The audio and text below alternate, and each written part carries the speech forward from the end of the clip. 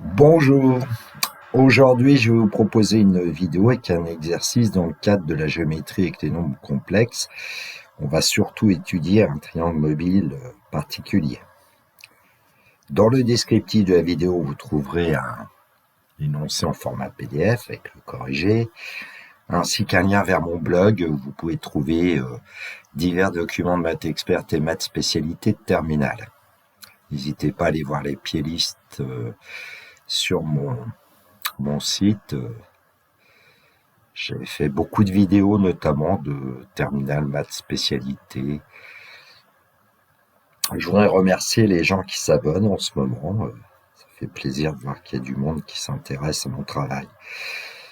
Merci pour les pouces levés.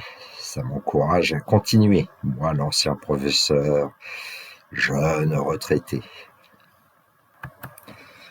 Alors, avant de voir l'énoncé, je voudrais vous dire que c'est ce type d'énoncé que j'ai essayé de fabriquer pour mes élèves. Donc j'ai dû donner cet exercice soit en contrôle, soit en devoir à la maison, soit en classe, au fur et à mesure du temps en terminale scientifique. L'énoncé triangle baladeur, le plan complexe est muni d'un repère orthonormé direct O, U, V. Alors là, j'ai pas mis les vecteurs U, vecteur V. Le vecteur U, c'est vecteur OU. Le vecteur V, c'est vecteur OV. A et B sont les points d'affixe respectifs ZA égale moins 5 et ZB égale 5. Ça veut dire que les points A et B sont des points fixes. Alors M est un point libre du segment AB d'affixe ZM égale T. Évidemment, T est un réel de l'intervalle moins 5, 5. Le point N est le symétrique de point M par rapport au point O. Zn est l'affixe du point N. I est le point d'affixe ZI égale T plus 5 plus T facteur de I. Et J est le point d'affixe ZJ égale 5 plus T divisé par 2 plus 5 moins T divisé par 2, I. Alors je donnais une figure dans cet énoncé qu'on va aller voir tout de suite. Voilà la figure. Alors on pourra remarquer des choses quand même, surtout si c'est en devoir à la maison ou devoir ou exercice à faire. C'est qu'ici le point M sur la figure, on voit pas très bien en fait la valeur de T que j'ai prise, donc je vais essayer de modifier. Donc voilà, ici avec cette figure, on peut considérer que T égale 2, puisque le point M a pour affixe, je crois que Zm égale T, c'est. Donc ici, Zm c'est 2.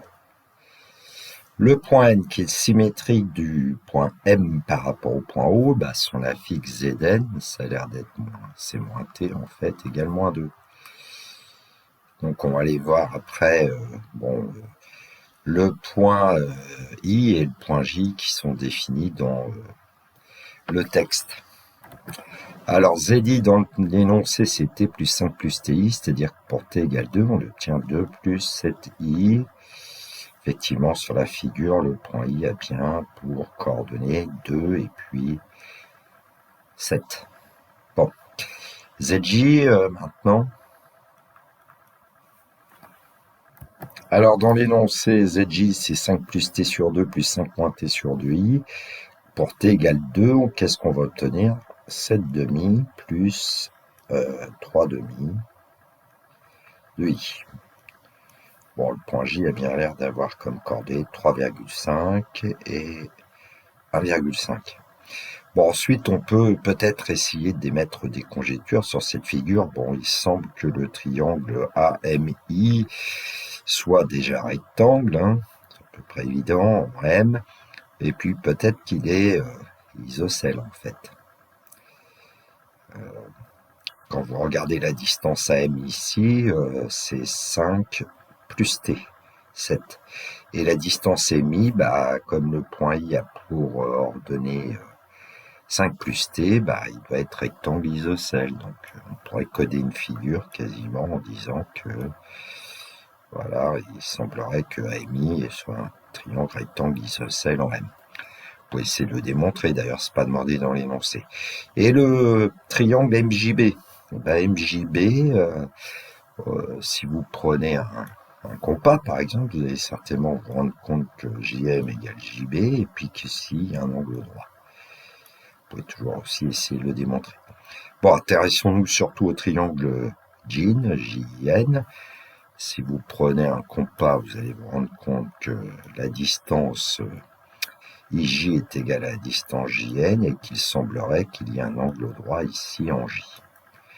Bon, les questions de l'énoncé maintenant. Question A, montrer que Zn moins Zj égale petit i, facteur de Zi moins Zj, avec petit i le nombre complexe, donc carré vaut moins 1. Petit b, en déduire la nature du triangle JIN.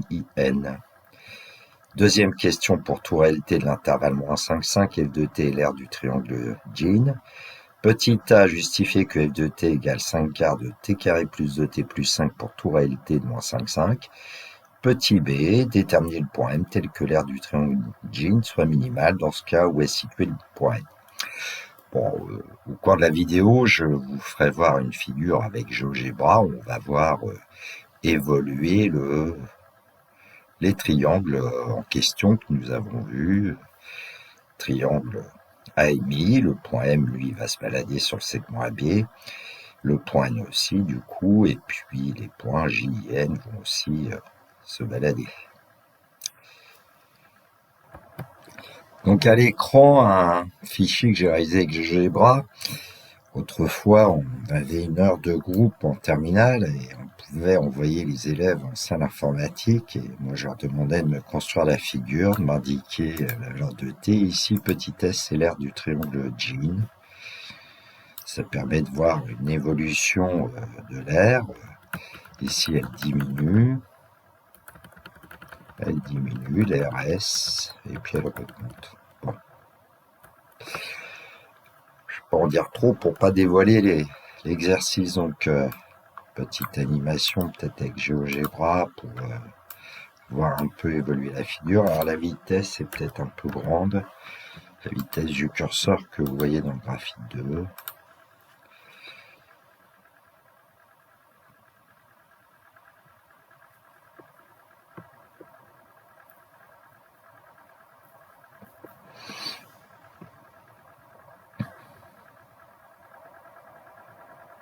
On va toujours fasciner.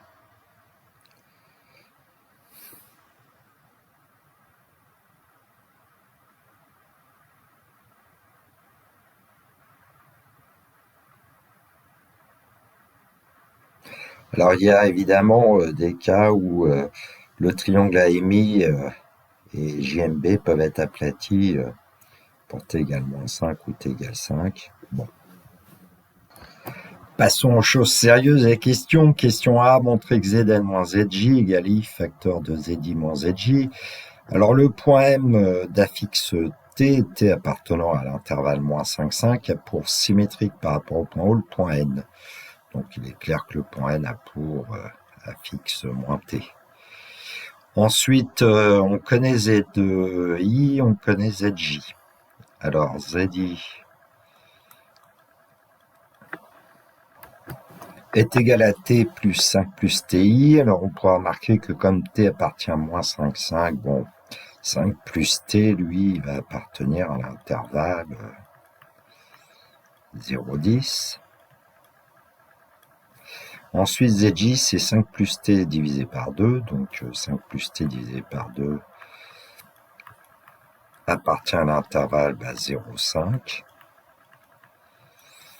Donc la partie réelle de Zj appartient à 0,5 et 5 moins t sur 2, eh bien il faudrait peut-être voir un peu comment on peut eh bien déjà encadrer moins t. Alors moins t, lui, il appartient aussi à moins 5, 5.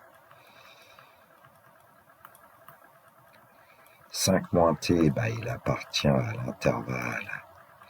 On ajoute 5, 0, 10, et donc 5 moins t sur 2 appartient à l'intervalle 0,5. Bon, c'est pas demandé dans l'exercice, c'est juste des petites remarques. Alors, comment est-ce qu'on va procéder? Bah, on peut calculer Zi moins Zj, et puis multiplier par i et montrer que c'est égal à Zn moins Zj, qu'on aura calculé. Alors, comme on voit que Zj ici a à des parties réelles et parties imaginaires divisées par 2. Moi, je vais plutôt travailler avec le double. Ça dans le polycopier de correction. 5 plus t, ça c'est la partie réelle, plus 5 moins t, facteur de i, c'est la partie imaginaire fois i. Et puis donc du coup on aura besoin de travailler avec 2 zi. Donc ça sera 2t plus, on pourra écrire 10 plus 2ti. De la même façon, j'aurai besoin de travailler avec Zn, et son double de Zn, ce sera moins 2t.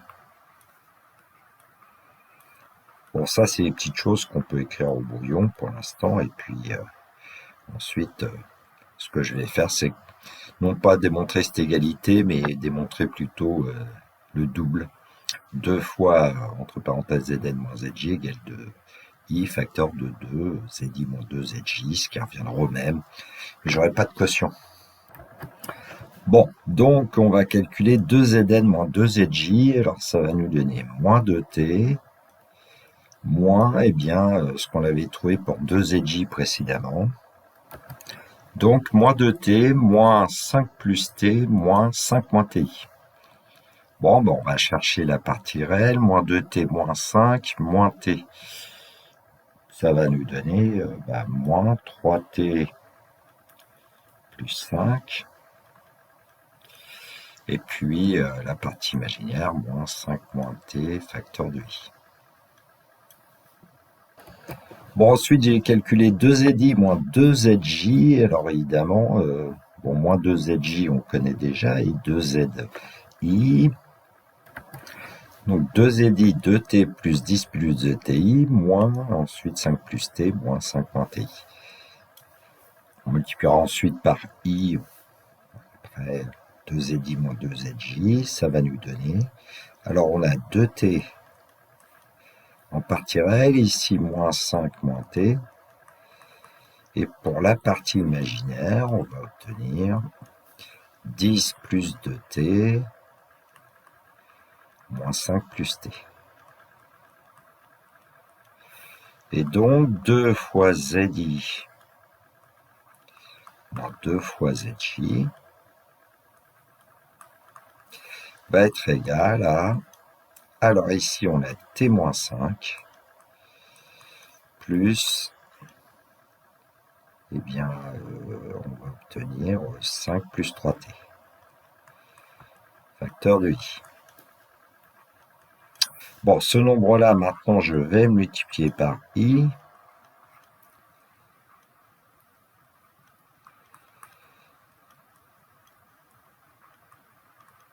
En le multipliant par i, on va obtenir i facteur t-5, donc t-5i en partie imaginaire. Et puis, pour l'autre, i facteur de 5 plus 3t fois i fois i, ça fait i carré moins 1, donc moins 5 plus 3t.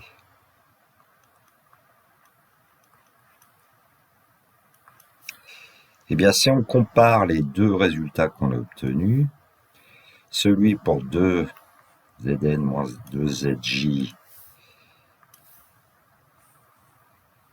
ici et le résultat qu'on a obtenu pour i facteur de 2Zi moins 2Zj, en fait, on obtient la même chose.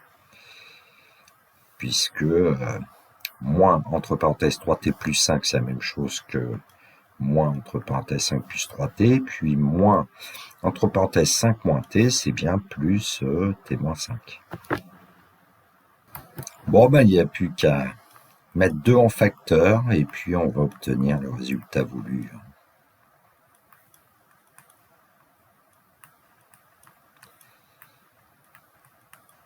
Bon, j'aurais pu éviter cette petite astuce de multiplier par 2, mais bon. Finalement, Zn moins Zj est bien égal à i facteur de Zi moins Zj. Ce qui veut dire que, petite remarque, on peut dire que c'est l'affixe vecteur Jn qui est égal à i fois l'affixe du vecteur Ji. Bon, il me semble que multiplier par i, c'est tourner autour d'un certain point. Alors ici, ça serait le point J.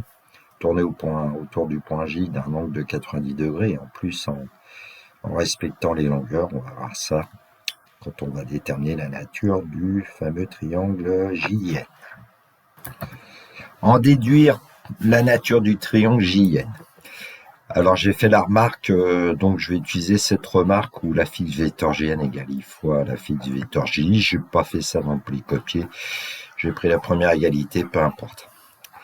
Donc on va d'abord interpréter en module, parce que quand deux complexes sont égaux, alors ils ont le même module, la réciproque étant fausse. Bon, ici on a module de la fixe vecteur Gn qui est égal au module de I fois la fixe vecteur J. Par propriété du module, on peut dire que le module de la fixe vecteur Jn, eh bien c'est module de I multiplié par module de la fixe vecteur Gi. Module d'un produit des modules. Et donc on va obtenir, ça c'est la distance entre le point J et le point N qu'on a obtenu dans le premier membre, 1 multiplié par la distance Ji. Donc Jn égale Ji, donc on va pouvoir dire que le triangle Jn est isocèle en J.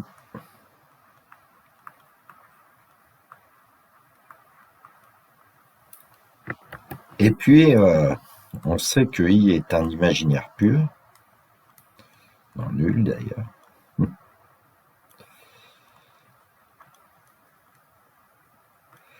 Donc, le vecteur Jn est orthogonal au vecteur J, d'après le cours que j'ai fait. Et donc, on va pouvoir dire que le triangle Jn est rectangle en J.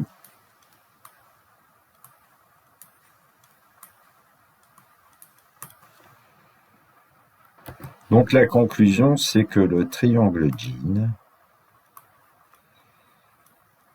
est rectangle isocèle en J. On dit que c'est un demi-carré.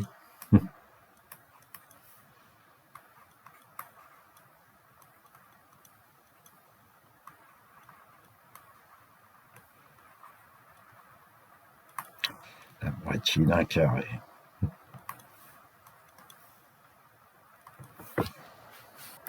Question 2. Pour toute réalité de l'intervalle -5, f de t est l'aire du triangle Jn, petit h justifie que f de t égale 5 quarts de t carré plus de t plus 5. Pour toute réalité de -5. Bon, f de t, c'est l'aire du triangle Jn, que je vais noter comme ça. L'aire de Jn. Donc, f de t va être égal à... Alors, comme Jn est un demi-carré, ça va être un demi de, par exemple, J au carré, puisqu'on a J égale Jn. Bon, donc on aura besoin de calculer J carré, et puis ensuite, multiplié par mi, on aura f de t. Alors, il est fort possible que dans mon polycopier, j'ai écrit 2f de t égale J carré pour éviter les fractions. Alors, à la question 1a, on avait trouvé 2zi moins 2zj. Et donc, ici, je vais écrire que 2 fois zi moins zj est égal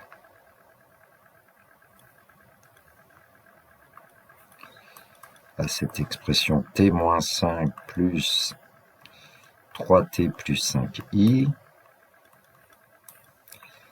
ce qui nous donne 2 fois la fixe vecteur ji qui est égale à t moins 5 plus 3t plus 5i.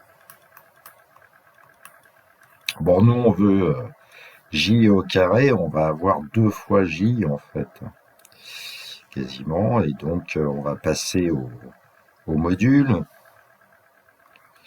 au carré.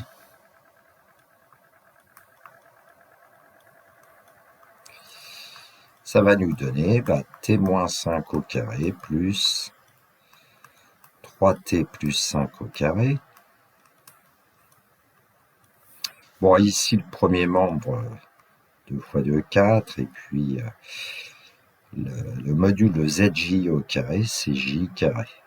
Bon, on va bien arriver à trouver j carré, même si je suis passé par quelque chose d'un peu particulier, en multipliant par 2.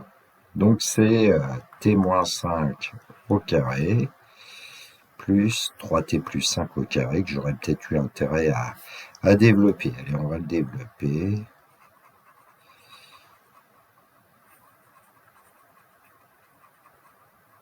Donc, t carré moins 10t plus 25,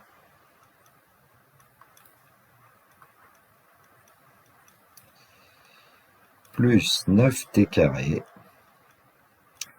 plus 30t, plus 25. Donc, 4j carré va être égal à... Alors, en t carré, on a t carré plus 9t carré, donc ça va nous donner 10t carré. En t, on va obtenir plus 20t. Et puis les termes constants, 25 plus 25, 50.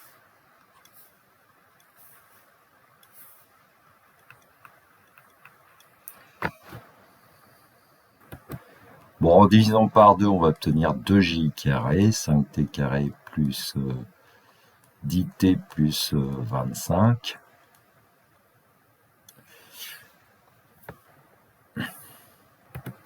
Revenons à f de t, puisque 2f de t, c'était j carré, ce qui veut dire que je vais multiplier par 2, 4f de t égale 2 fois j carré, comme on vient d'obtenir 2j carré, 4f de t va être égal à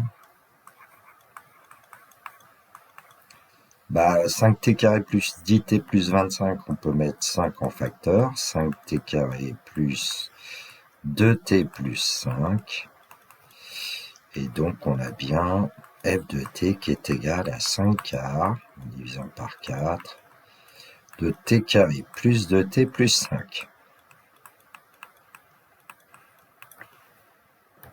Petit b déterminer le point n tel que l'aire du triangle Jeans soit minimale dans ce cas où est situé le point n.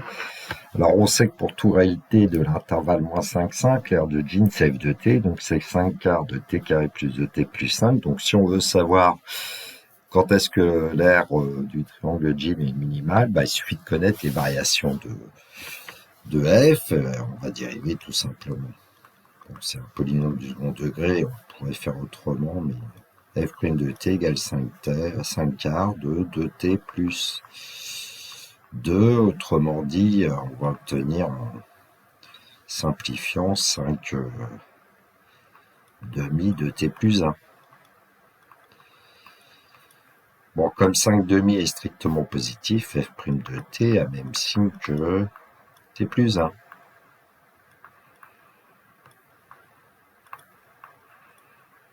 C'est une expression affine, polynôme de degré 1, on peut très bien dire que f' de t sera strictement positif si et seulement si t plus 1 est strictement positif si et seulement si t est plus grand que moins 1, ce qui va nous donner le signe de f' de t. On va dresser le tableau de variation de f. Alors avec ce qu'on a vu, f' va s'annuler en moins 1, et puis on va avoir f' qui va être strictement positif sur l'intervalle moins 1, 5, et strictement négatif sur l'intervalle moins 5, moins 1, ouvert en moins 1 à chaque fois. Donc on va avoir les variations de f. F va être strictement décroissante sur moins 5, moins 1, puis strictement croissante sur l'intervalle moins 1, 5. Bon, il nous manque les valeurs peut-être de f de 5, f de moins 5, f de moins 1, ce serait quand même bien. Donc on va les calculer. Alors on va rappeler f de t. C'est 5 k, il me semble, hein, t carré plus 2t plus 5. Je n'ai pas le résultat sous les yeux. Ça doit être ça. F de 5 pour commencer par exemple. Ça fait 5 quarts. 5 au carré, 25, plus 2 fois 5, 10, plus 5. Donc on obtient dans la parenthèse 40 divisé par 4, 10, 50. F de moins 5, 5 quarts de 25, moins 10, plus 5. Donc on va obtenir 20 dans la parenthèse, divisé par 4, 5, 25. Et puis en moins 1. Alors, je vais le faire de tête, j'ai plus de place là. Alors la parenthèse 1, plus 5, 6, 6 moins 2, 3, 15 quarts. J'ai dit n'importe quoi, hein. Quand t vaut moins 1, moins 1 au carré, donc 1, plus 5, 6, 6, moins 2, ça fait 4. 4 multiplié par 5 quarts, ça fait 5. Donc on obtient une aire minimale égale à 5 lorsque t égale moins 1. Donc f de t minimale, c'est seulement si t égale moins 1, ce qui veut dire que l'aire du triangle Jean est minimale.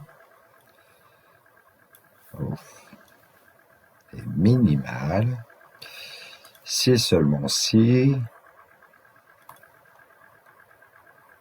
le point M qui avait pour affixe t, M a pour affixe moins 1.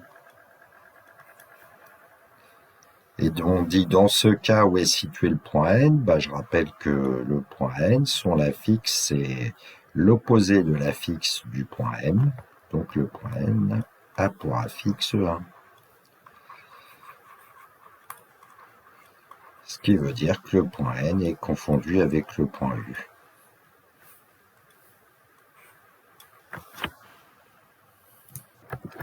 Petite cerise sur le gâteau, donc à l'écran, vous voyez la zone graphique où on a la configuration qui était donnée. Et dans le graphique 2, j'ai fait apparaître le curseur T et puis un point P qui a pour abscisse 2, ici, en fait c'est T, et puis l'ordonnée c'est f de t. Et du coup, la courbe représentative de la fonction f qu'on a trouvée tout à l'heure, vous pouvez le vérifier dans la fenêtre algèbre, f de x c'est 5 quarts, de x carré plus 2x plus 1, 5. Et puis c'est pour x compris entre moins 5 et 5. Et donc, dans le graphique 2, quand le point P a pour abscisse moins 1, il est confondu avec un point S, et puis on retrouve le fait que l'aire minimale est égale à 5 ici. Voilà, et donc on a cette configuration. Ce qui me permettait de dire aux élèves parfois, vous voyez, c'est pas toujours quand le point M est au milieu du segment AB qu'il y a une aire minimale ou autre problème. Bon, voilà, c'est assez joli, quoi, finalement. Prolongement, on pourrait s'intéresser au lieu du point I et du point J lorsque le point M décrit le segment AB. Alors, j'ai fait afficher la trace du point I, la trace du point J. Et puis, finalement, on s'aperçoit que le point J semble appartenir à un certain segment et le point I aussi. Et d'ailleurs, si on regarde un peu la figure quand t vaut 5, voilà, on a